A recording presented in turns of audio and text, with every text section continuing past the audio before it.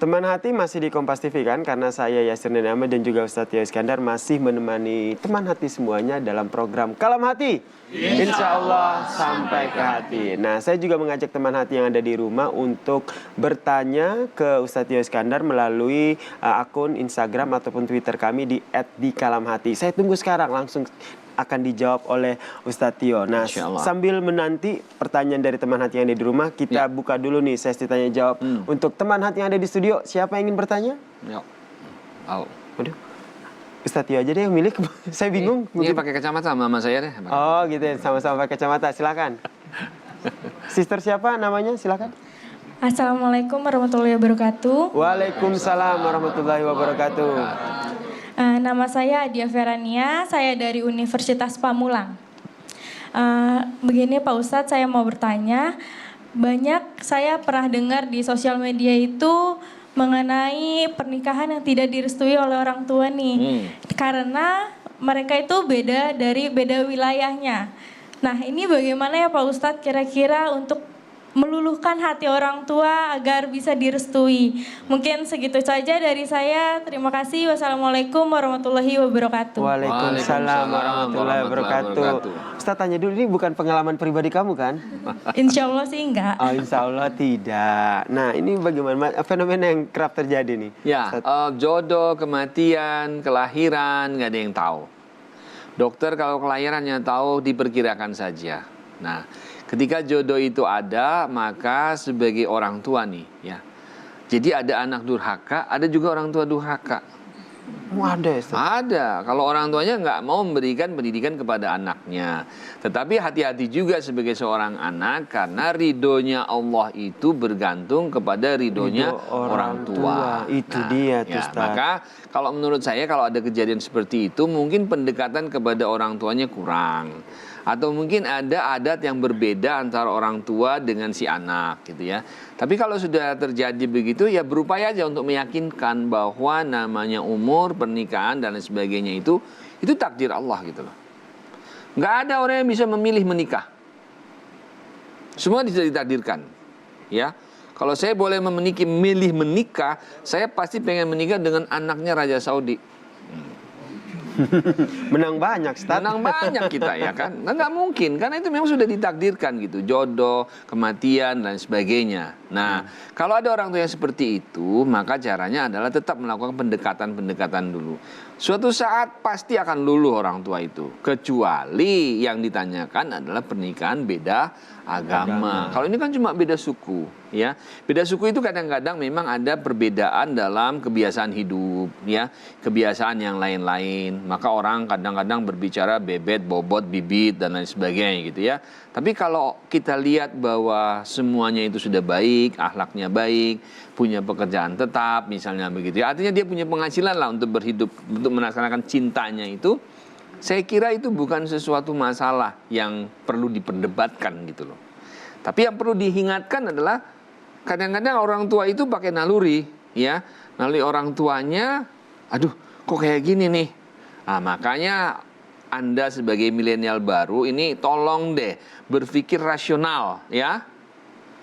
Kalau cuma minangnya itu dengan seperangkat alat sholat, ya ditolak aja, kan sudah punya 6. Ya. Ya paling tidak ada alat sholat, kupinang kau dengan alat sholat dan seperangkat saham. Nah itu boleh gitu loh. Kalau kupinang kau dengan bismillah? Nah, kupinang kau dengan bismillah. Ya itu sudah terlalu zaman lama banget begitu ya. Boleh juga ya. Tapi orang hidup kan tidak hanya dengan bismillah. Betul, harus realistis. Realistis secara ekonomi. Paling tidak kalau sekarang ini mahasiswa harus berpikir, kupinang kau dengan saham. It's okay gitu loh. Ya. Halo? Nah, jadi nggak masalah ya Mbak ya. Jadi kalau sudah gitu yakinkan saja deh orang tuanya ya, bahwa mami, ibu, emak, umi, apa saja yang panggilannya itu, bahwa namanya jodoh, kehidupan, kematian itu adalah takdirnya Allah Subhanahu wa taala. Tadinya saya tidak mau milih dia, mami. Gitu loh ya. Saya itu mau milihnya Lady Diane misalnya begitu loh. Atau saya tadinya mau milihnya si Yasir misalnya begitu. Ya, jadi nggak ada masalah di situ. Karena ini bukan wilayah beda agama. Kalau beda agama udah nggak boleh kan. Pernikahan beda agama kan udah nggak boleh. Salah satu harus mengalah, gitu ya. Nah ini yang menjadi masalah buat kita. Kalau seandainya dari orang tua masih kekeh, tidak luluh, ini bukan perbedaan agama, tapi perbedaan Ya, suku bangsa suku ini. bangsa. Dari anaknya itu harus bersikap seperti apa? Ikuti perintah orang tua karena ridho Allah, ridho orang tua, atau aduh gue nikah tanpa restu orang tua? Jangan. Karena kalau nikah. yakin dia cintanya dia tuh abadi lah atau Ya kalau nikah sama tanpa ada restu orang tua sebaiknya jangan. Tapi yang dilakukan adalah meyakinkan, ya, meyakinkan. Ya nunda dulu, tarik ulur lah gitu loh, ya. Sampai orang tua itu betul-betul yakin gitu loh. Dan si calon ini juga harus meyakinkan diri bahwa dia itu baik gitu loh, nggak ada masalah saya kira. Itu hanya persoalan waktu saja kok, ya. Insya Kalau Allah orang masih tua pasti- ngeyel juga, ya sudah pelan-pelan. Atau Anda berdiam diri, ya, gencatan senjata dulu selama 2 tahun. Kok nggak nikah sih? Diamin aja, diam aja, nggak usah dijawab gitu orang tuanya. Nanti kan bingung sendiri itu. Oke. Ya. Jadi ada cara-cara yang baik begitu. Tapi jangan pernah melakukan konfrontasi dengan orang tua. Betul, karena ridho Allah, ridho orang tua. Ridho Allah. Ya kita setuju semua ya. Oke. Tidak hanya dari teman hati yang ada di studio, ada Ya. juga pertanyaan dari Twitter di @dikalamhati. Kita bacakan dulu pertanyaannya. Saya cek dulu Ustadz. Nah ini dia pertanyaannya. Assalamualaikum warahmatullahi wabarakatuh. Assalamualaikum warahmatullahi Wah, wabarakatuh. kurang semangat nih Ustadz. Sekali lagi ya. Assalamualaikum warahmatullahi wabarakatuh. Waalaikumsalam. Nah, begitu dong. Masih pagi belum sarapan kayaknya. Habis ini kita sarapan bareng. Sarapan bareng, Di ya. traktir Ustadz ya. Siap. Alhamdulillah. Banyak traktir, banyak rezeki. Amin. Kita ke pertanyaannya ya. Pertanyaannya adalah, Ustadz, sebatas apa kita boleh bertoleransi dalam beragama? Selama tidak merusak akidah. Sudah. Dipanjangin lagi dong Ustadz. Batas toleransi itu adalah akidah kita. Ketika itu semuanya tidak merusak akidah kita, kita boleh bertoleransi. Termasuk dengan orang tua yang mungkin berbeda akidah dengan kita. Ya, misalnya berbeda akidah, kita harus tetap menghormati orang tua kita. Tapi kita tidak boleh mengikuti perintahnya ketika itu melanggar atau melampaui perintah-perintah Allah. Ya. Kalau sudah dia mengajak toleransi itu kemudian mengajak kita hidup di dalam agama dia atau dia hidup di dalam agama kita, itu namanya bukan toleransi.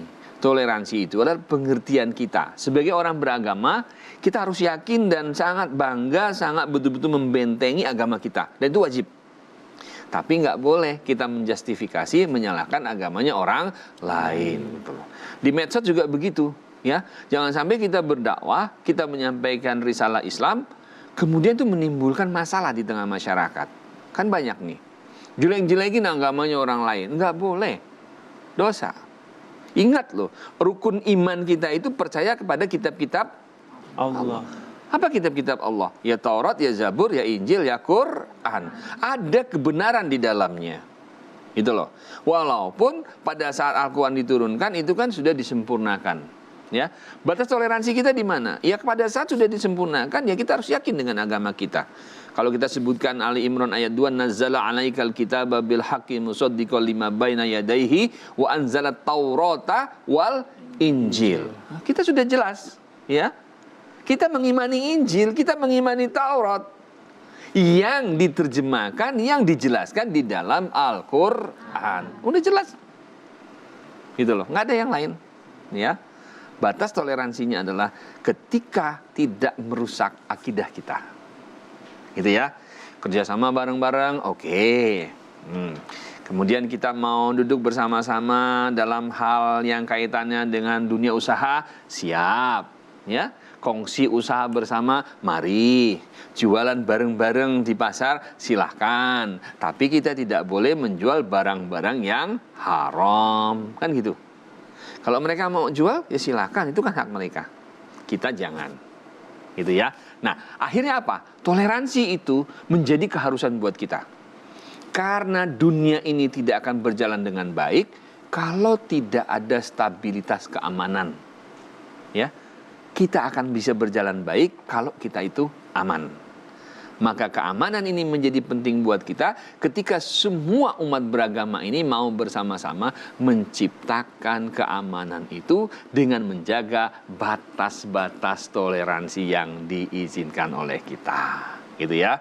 Kembali kepada kitab suci masing-masing, hidup beragama di masyarakat dengan baik, saling hormat menghormati, menjaga kedamaian, jangan saling menyakiti, itulah kehidupan yang baik buat kita semua. Dan terciptalah indahnya bertoleransi antar umat beragama. Ya, Amin. itu menjadi harapan kita bersama, karena apa yang juga diajarkan oleh Allah Subhanahu wa taala juga harus kita terapkan, tidak hanya untuk seiman kita namun juga di luar iman kita, bahwa toleransi antar umat beragama ini penting dijaga ya. Siap. Untuk kebersamaan dan juga kebahagiaan antar umat beragama. Terima kasih Ustadz Tio Iskandar kasih. atas tausiah yang diberikan pada pagi ini. Semoga apa yang disampaikan oleh Ustadz terkait dengan indahnya toleransi beragama bisa kita terapkan dalam kehidupan kita, sehingga toleransi tersebut, perbedaan tersebut tidak menjadi sebuah penghalang, namun bisa dijadikan sebuah toleransi untuk menciptakan kebahagiaan antar umat beragama.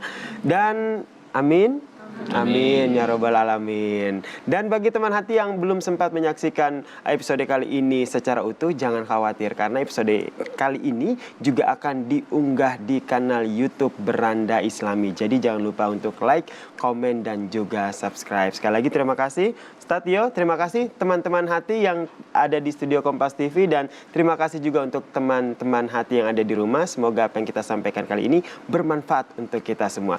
Kita jumpa lagi di episode Kalam Hati selanjutnya. Kalam Hati, insya Allah sampai ke hati. Wassalamualaikum warahmatullahi wabarakatuh. Waalaikumsalam warahmatullahi wabarakatuh.